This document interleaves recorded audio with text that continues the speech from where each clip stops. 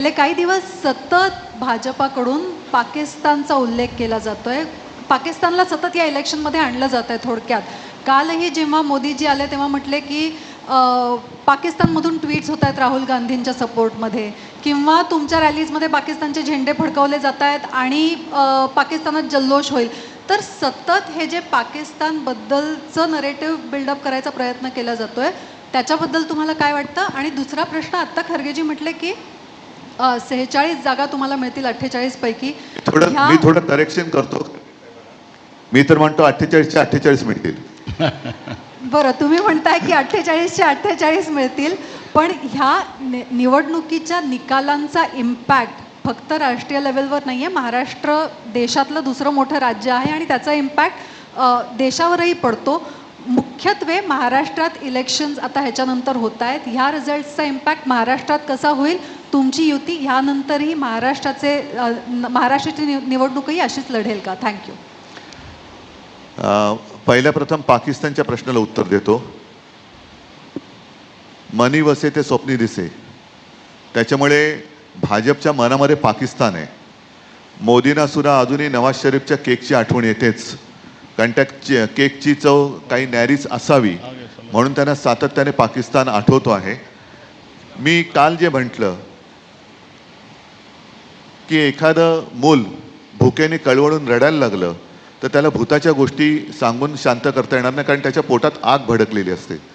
आत्तापर्यंत मोदी आणि भाजपने हेच केलं की जेव्हा देशाने आक्रोश केला, भूक लागले, नोकरी पाहिजे, रोजगार पाहिजे, सुरक्षा पाहिजे, त्या वेळेला त्यांनी पाकिस्तानची भीती दाखवलेली आहे. आता याच्यामध्ये गेल्या वेळेला पुलवामाचा जो हल्ला झाला होता त्याच्याबद्दल तत्कालीन जम्मू काश्मीरचे राज्यपाल सत्यपाल मलिक यांनी जो एक खुलासा केला आहे किंवा यांचं जे भांडं फोडलेलं आहे त्याच्याबद्दल यांच्याकडे उत्तर नाही आहे. आणि सत्यपाल मलिकांचा आरोप किंवा त्यांची माहिती ही फार गंभीर आहे. केवळ आणि केवळ निवडणूक जिंकण्यासाठी भाजपने तो हल्ला घडवून आणला होता का, असा त्याचा दुसरा अर्थ निघू शकतो. आता पाकिस्तानचा झेंडा हा मी तरी कधी बघितलेला नाही आणि तो भारतीय जनता पक्षाला माहिती असेल म्हणून त्यांना तो दिसला असू शकतो, पण हे कुभांड रचायचं. आणि त्याच्यासाठी मी काल एक ती संपत सर यांची कविता एक त्यातल्या 4 ओळी ऐकवल्या, ज्याचा अर्थ असा आहे की मूलभूत जे प्रश्न आहेत तिथून भरकवटण्यासाठी हे असे काहीतरी नरेटिव्ह सेट करण्याची त्यांची एक कल्पना असते, पण आता ती चालणार नाही आहे. कारण देश म्हणतो की पाकिस्तानवर तुम्ही आत्तापर्यंत केलंत काय? 10 वर्ष त्यांना धडा शिकवणार होता, अजूनही पाकव्याप्त काश्मीर आलेलंच नाही आहे. मात्र चीन घुसायला लागलेलं आहे. चीन लेह लडाखमध्ये घुसतोय. तिथे सोनम वांगचुक हे उपोषणाला बसलेले, त्यांच्याकडे मोदी नाही गेले ना शहा गेले. अरुणाचलमध्ये चीन घुसलेला आहे. चीनने आपल्या तिथल्या गावांची नावं बदललेली आहेत, तरी देखील हे निर्लज्जपणाने म्हणत आहेत की नाव बदललं तरी काय झालं. म्हणजे यांना कशातच काही पडलेलं नाही आहे, फक्त तोडाफोडा आणि राज्य करा याच्यावरती त्यांचा भर आहे. आणि आपण जो प्रश्न विचारला की पुढची विधानसभा निवडणूक अशीच होईल का, अशी नाही होणार, कारण तेव्हा आमचं सरकार केंद्रात आलेलं असेल. त्याच्यामुळे अधिक ताकदीने आम्ही ती लढणार आणि आम्ही ती जिंकणार. माझा प्रश्न उद्धवजींसाठी आहे. मी संदीप एक मिनिट दिनेश मौर्य.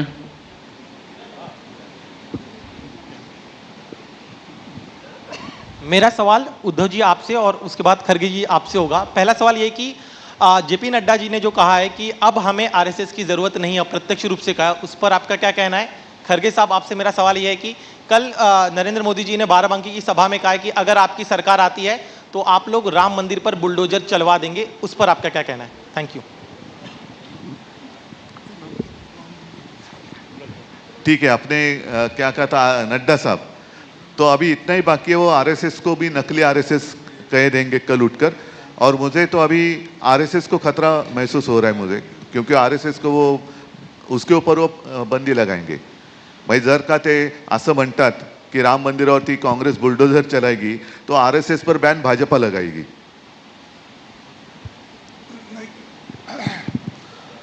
ठाकरे साहब ने अब आपको स्पष्ट किया, बुलडोजर उनकी गवर्नमेंट है. हम किसी को आज तक बुलडोजर लगाया नहीं. और ये जो भगवान की मंदिर जो ट्रस्ट के ओर से बनी है, अभी बनने में है, ये जनता में एक भ्रम पैदा करने के लिए और जनता में एक रोष पैदा करके इंस्टिगेट करने का, ये तो मैं समझता हूँ ये तो इलेक्शन कमीशन उनके ऊपर एक्शन लेना चाहिए। जो इंस्टिगेटिव स्पीचेस करते हैं तो उनके खिलाफ तो कार्रवाई होनी चाहिए। खुद प्राइम मिनिस्टर कर रहे, अगर कोई छोटा मोटा नेता करता तो हम मानेंगे, ये बुलडोजर लगाएंगे वो लगाएंगे।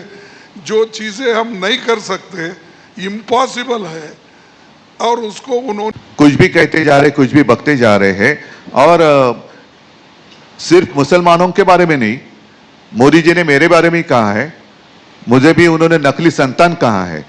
तो क्या जो उनके अगल बगल में सारे लोग बैठे थे उनको उनका ये सब, ज्याला मराठीत अकलेचे तारे म्हणतात, पण मी म्हणणार नाही, कारण तारे दाखवायला सुद्धा अक्कल असावी लागते. त्यांना अक्कल नाही आहे, कारण ते मला नकली म्हणतात, म्हणून मी त्यांना बेअक्कली म्हणतोय. तो उनको ये मंजूर है, कुछ भी बकते जा रहे. और जैसे वो जो कह रहे हैं कि इंडिया आघाड़ी की सरकार आएगी तो कांग्रेस राम मंदिर पर बुलडोजर चलाएगी, ये होगा नहीं. पहले तो हमारी सरकार राम मंदिर का काम पूरा करेगी, जो उन्होंने आधा अधूरा किया है वो तो पूरा करेगी. अन्य गुप्ता.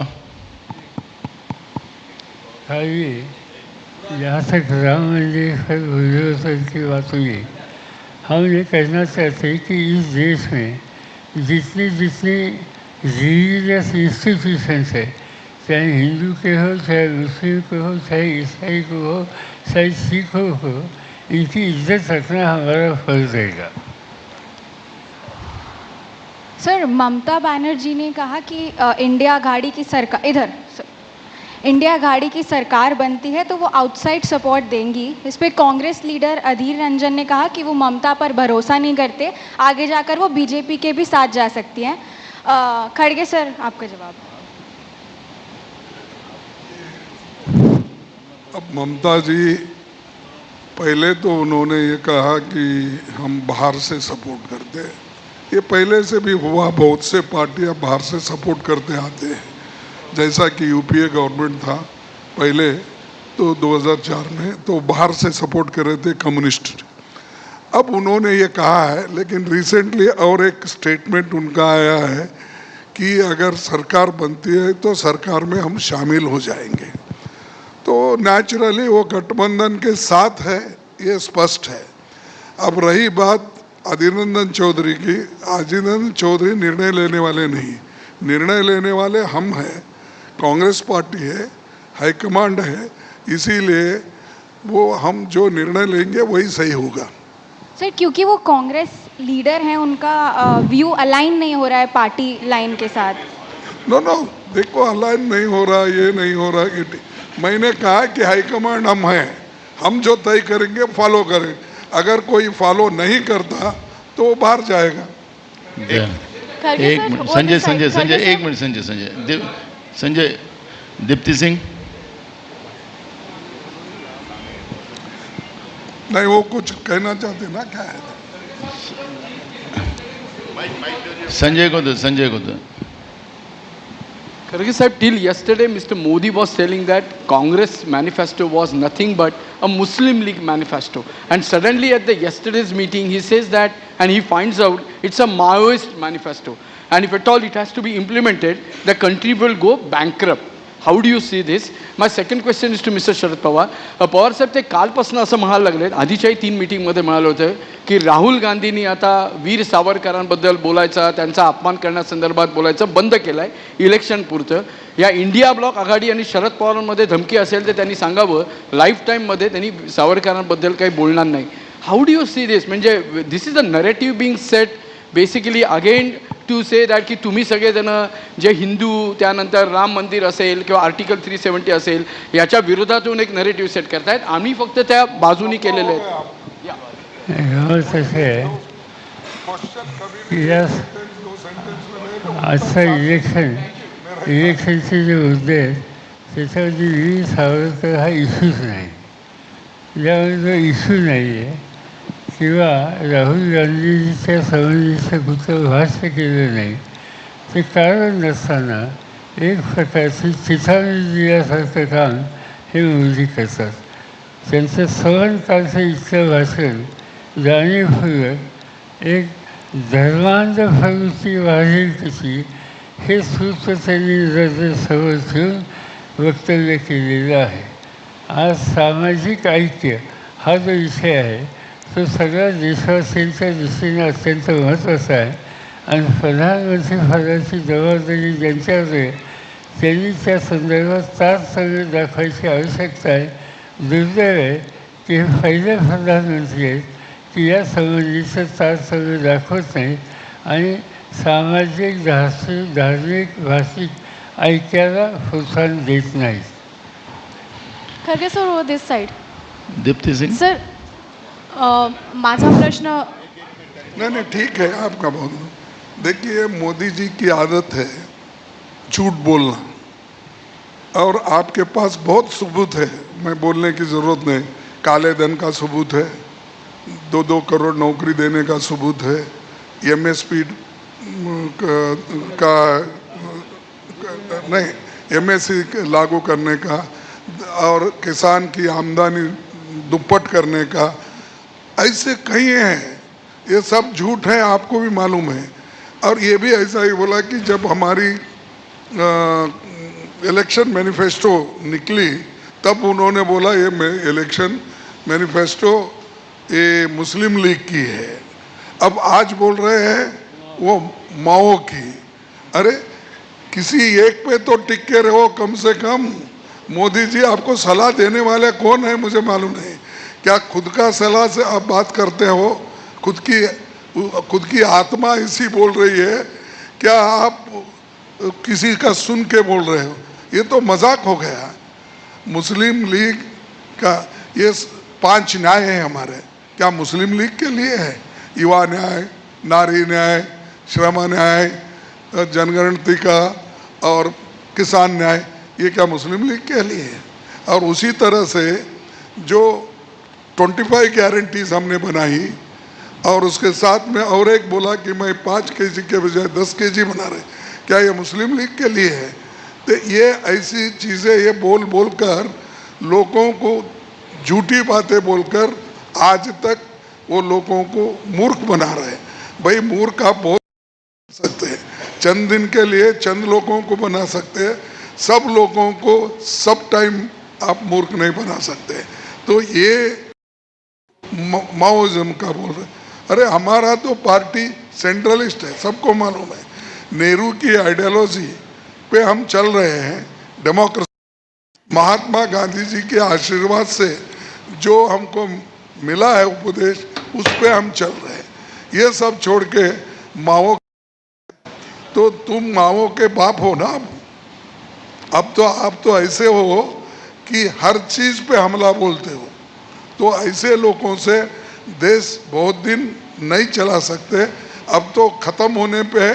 ऐसा उनका 100 बकना हमारा एक करना बराबर है. खरगे सर एक सवाल मैं आपसे जानना चाहेंगे. एक मिनट सॉरी सर, एक मिनट. बीच में आपने जो सवाल पूछा था ना, कल किसी ने मंच से कहा था मुसलमान हमारे साथ आ रहे हैं, तो जिन्होंने वो सवाल पूछा तो मोदी जी को पूछो कि उनको अगर आपने साथ लिया है तो उत्तर भारतीय और जैन लोगों को आप जवाब क्या देंगे? Kharge sir this way. Sir एक सवाल आपसे जानना चाहेंगे, क्या कांग्रेस दिल्ली में आपसे दूरी बना रही है? क्या केजरीवाल को कांग्रेस सपोर्ट करेगी? देखिए अलग अलग स्टेट में अलग अलग अलायंस है. हम सिर्फ दिल्ली में 3 सीटों पे अलायंस है, चंडीगढ़ में अलायंस है.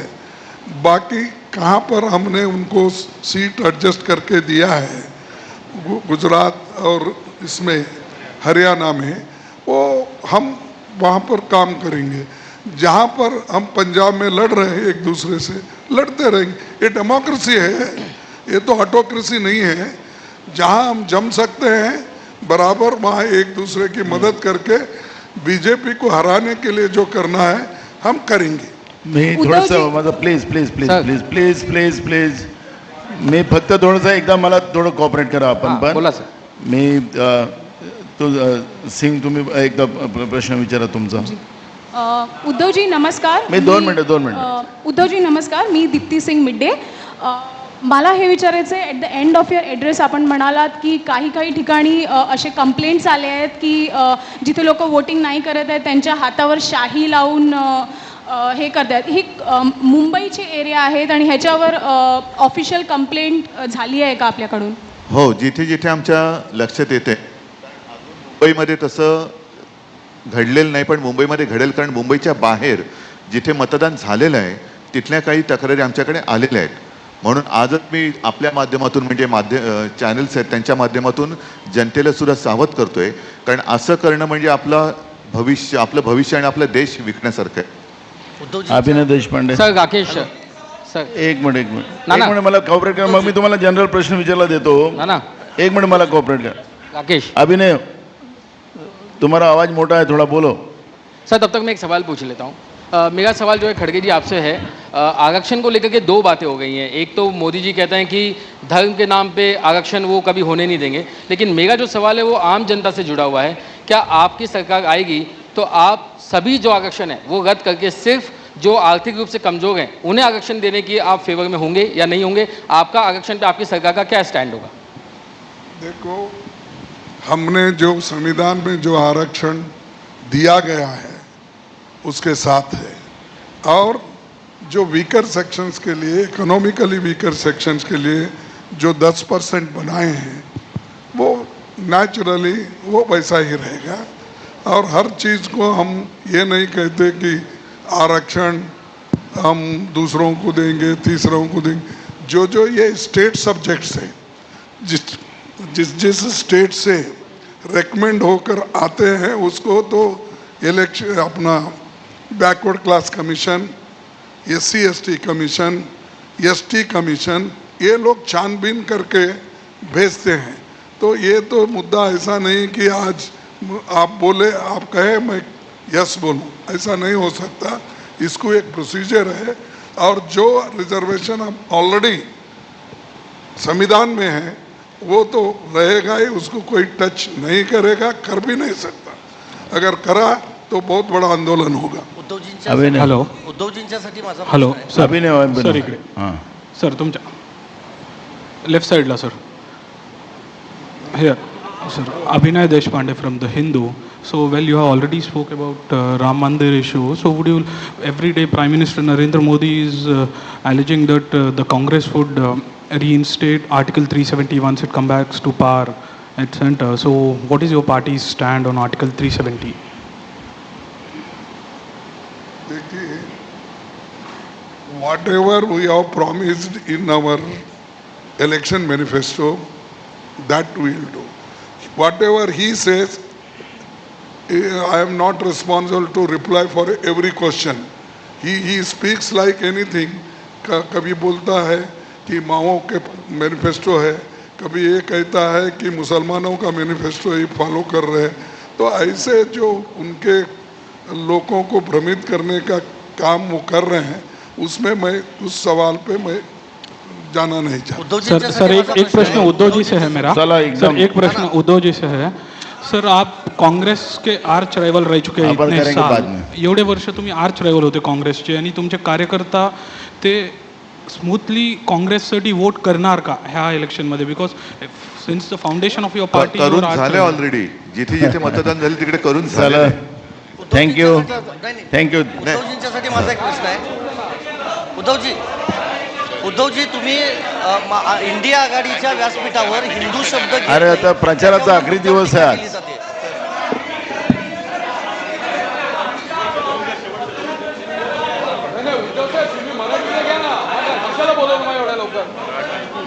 सर मराठीचं चल घे, लवकर घे.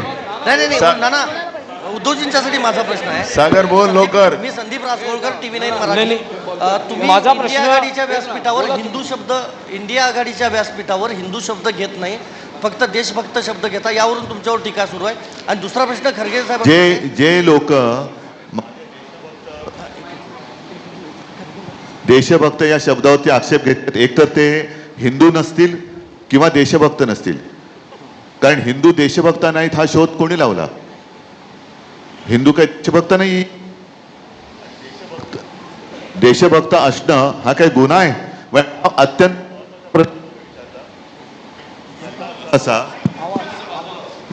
असा की आमच्यावरती जे पाकिस्तानचा झेंडा नाचवल्याचा आरोप करतायत ते देशद्रोही आहेत आणि मी देशभक्त शब्द वापरल्यानंतर ज्यांना आक्षेप आहे ते देशद्रोही आहेत आणि हिंदू तर नक्कीच असतील असं मला वाटत नाही, कारण या देशातले आम्ही सर्व हिंदू हे देशभक्तच आहोत आणि देशभक्तांमध्ये सर्व आहेत, अगदी मुसलमान सुद्धा आहेत, ख्रिश्चन सुद्धा आहेत, शीख तर आहेतच आहेत. जी लोक शेतकऱ्यांच्या आंदोलनाला नक्षलवादी म्हणतात, देशद्रोही म्हणतात आणि संघाचे कार्यवाह होसबळे हे शेतकऱ्यांच्या आंदोलनाच्या माध्यमातून अराजक येते त्याला अराजकता मानतात, ते देशभक्त आहेत असं म्हणणारे असं मला वाटत नाही. आणि परत सांगतो, माझ्या देशभक्त या शब्दाला आक्षेप घेणारे हे देशद्रोही आहेत. खरगे सागर खरगे साहेब आणि उद्धव ठाकरेंना आहे माझा प्रश्न, माझा एकच प्रश्न आहे खरगे साहेब आणि उद्धव ठाकरेंना. लोकसभा निवडणुका आता अंतिम टप्प्यात आहेत, अशा वेळेस इंडिया आघाडीमध्ये पंतप्रधान पदाच्या चेहऱ्यावर काही सहमती बनली आहे का? राहुल गांधी हे या सरकारचं नेतृत्व करतील जर संख्याबळ बनलं तर. उद्धव ठाकरे तुमची स्वतःची इच्छा आहे का जर असं सरकार बनलं तर नेतृत्व करण्याची? आम्ही इंडिया आघाडी ही देशातली लोकशाही आणि देशाचं स्वातंत्र्य टिकवण्यासाठी केलेली आहे. अत्यंत एक गमतीची गोष्ट आणि महत्त्वाची गोष्ट अशी आहे की आमच्या इंडिया आघाडीकडे अनेक चेहरे आहेत. आम्ही वर्षाला एक पंतप्रधान करू शकतो असं पंतप्रधान म्हणतात. याचा अर्थ त्यांनी मानलेलं आहे की त्यांचं सरकार येत नाही. आमच्याकडे चेहरा कोणा प्रश्नच नाही आहे. प्रश्न आहे तो भाजपाकडे, कारण भाजपाकडे एकच चेहरा आहे आणि तोही चेहरा चालत नाही. तोही भाजप काही म्हणू दे, भाजप म्हणजे कोण ब्रह्मदेव नाहीये, त्याच्यामुळे भाजप काही म्हणू दे. पद हे फिरता चषक. आम्ही इंडिया आघाडी म्हणून बोलतोय. भाजप म्हणजे आणि नरेंद्र मोदी म्हणजे ब्रह्मदेव नाही. परत एकदा सांगतो, आमच्याकडे इंडिया आघाडीकडे पंतप्रधान पदासाठी अनेक चेहरे आहेत. त्याच्याबद्दल सुद्धा काय करायचं हे आमच्या बैठकीमध्ये ठरलेलं आहे. पहिलं त्यांना अंगावर यायचं तेवढं येऊ द्या. त्यांच्याकडे आता चेहरा नाही. अनेकदा मी म्हटलेलं आहे आणि मोदीजीच म्हणाले की एकच प्रॉडक्ट किती वेळा लॉन्च करणार. आता तोच प्रश्न त्यांना आहे. प्रत्येक वेळा निवडणूक आल्यानंतर हे बोवल्यावरती चढतात. 14 साली चढले, 19ला चढले, 24ला चढले आणि आता तो चेहरा चालत नाही. मोदीला टाच कुठेही नाही. आणि भाजपची पंचायत अशी झाली आहे की निवडणूक आता अंतिम टप्प्यात आल्यावर ते पंतप्रधान पदाचा चेहरा बदलू शकत नाही. त्याच्यामुळे त्यांना हारण्याशिवाय दुसरा आता काही पर्याय उरलेला नाही. पवार साहेबांना प्रश्न आहे माझा. पवार साहेब, आता काँग्रेस अध्यक्षांनी म्हणजे राष्ट्रीय अध्यक्ष साहेबांनी आणि उद्धवजींनी एक वेगवेगळे महाविकास आघाडीचे विजयाचे आकडे सांगितले. तुम्ही काही दिवसांपूर्वी शिरूर किंवा पुण्यामध्ये एक आकडा वेगळा सांगितला होता. आज तुमचा फिगर मॅजिक फिगर काय येतो महाविकास आघाडीचा? आणि दुसरा उद्धव साहेबांना प्रश्न आहे, काल राज ठाकरे यांनी थेट सांगितलं की पंतप्रधान झालेच मोदी, कारण की नेहरू नंतर ते होणारे तिसरे पंतप्रधान असतील. त्यावर तुमची प्रतिक्रिया काय? मला नाही वाटत हे लक्ष देण्यासारखं विधान आहे त्यांचं. मोदींनी सुद्धा त्यांच्याकडे लक्ष नाही दिलं, त्यांच्या मागण्यांकडे लक्ष नाही दिलं, तर मी का देऊ? असं आहे की